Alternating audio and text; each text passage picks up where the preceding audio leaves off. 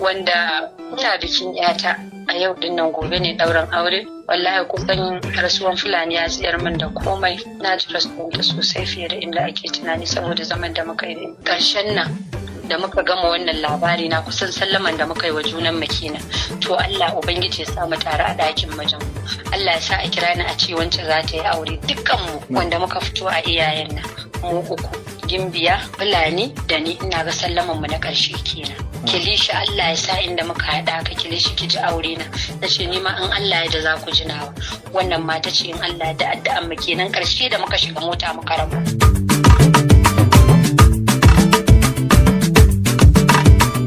Assalamu alaikum, da farko dai suna na Hauwa Musa Adam, wacce aka fi sananta da Kilishi a cikin shirin labari na. A yammacin yau rahotanni na nuni da cewa an samu rashin ɗaya daga cikin abokiyar sana'ar ku a masana'antar Kannywood. Ya wannan rashi ya zo muku la'akari da cewa ku ne abokan sana'anta? Gaskiya rashin Fulani wani abu ne wanda ya taɓa zuciyata sosai. Ba ni ba yau na amsa wayan da ban san adadin shi ba, saboda kusanci na da Fulani kusan kowa a industry da mutane suke kira su tambayin rasuwan Fulani, wanda ina bikin yata a yau dinnan, gobe ne ɗaurin aure. Wallahi kusan rasuwan Fulani ya tsayar min da komai. Na ji rasuwanta sosai fiye da inda ake tunani saboda zaman da muka yi. Ya za ki bayyana halayen marigayiya musamman ma abin da ya haɗa ku sana'a idan kuna aiki tare? Gaskiya dai Fulani ba wai aiki muke tare da ita ba. Kusan Fulani mun kwana ɗaki ɗaya da ita tsawon kwana 40, mun kwana ɗaki ɗaya da ita tsawon kwana 30. Fulani mutumiyar kirki ce, kuma Fulani damun wani ma bai dame ta ba a rayuwa ita gaskiya. Kuma kusan Fulani HD ta ce, amma respect din da take bani kusan in ce maka a kaf industry da nake ma'amala da sa'anni na kamanta, wallahi babu mai bani wannan respect din. Mutumiyar kirki ce, ta rasu ta bar yarta guda ɗaya. Ya zuwa yanzu ko akwai shiri da aka yi a bangaren abin da ya shafi mata sutura zuwa bisneta? Akwai labarin da ya iske ku? Ba a yi jana'izanta ba gaskiya, dan ni ina magana da dan uwanta kaninta wanda suke uwa ɗaya uba ɗaya. An yi rasuwan ɗazu kamar misalin karfe 5.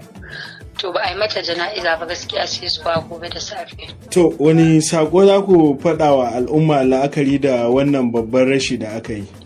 Gaskiya dai sai dai in ce jama'a su taya mu addu'a. Allah Ubangiji ya ji kanta, ya gafarta mata, Allah ya raya abin da ta bari. Kuma duk wani mai sauraron mu a wannan tasha, mutuwa na san ba sai in kayi aure za ka shiga aljanna ba, amma dan Allah su rinka mana fatan alkhairi. Allah ya ba mu mazaje na gari. Mai aure babban burin mu mutu a ɗakin mazajen mu, su sa mana ƙasa akan kabarin mu. Gaskiya mutuwan Fulani yau ya taɓa ni sosai fiye da tunanin mutum, tun da dai allo ni ko da yaushe dama babban buri na Allah ya bani miji mafi alkhairi wanda zai rike ni ya ji tausayi na, mu zauna lafiya in mutu a ɗakin shi. La'akari da cewa kin kawo wannan batu din, a iya cewa kafin ta rasu tana da aure? Fulani ba ta da aure, kuma ba ta da burin da ya wuce ta yi aure. Don kusan wannan aikin da aka yi ƙarshen nan da muka gama wannan labari na kusan sallaman da muka yi wa junan makina. To Allah Ubangiji ya sa mu tare a ɗakin mijin. Allah ya sa a kira ni a ce wance za ta yi aure, dukkanmu wanda muka fito a iyayen nan mu uku, Gimbiya, Fulani da ni. Ina ga sallaman mu na ƙarshe kenan.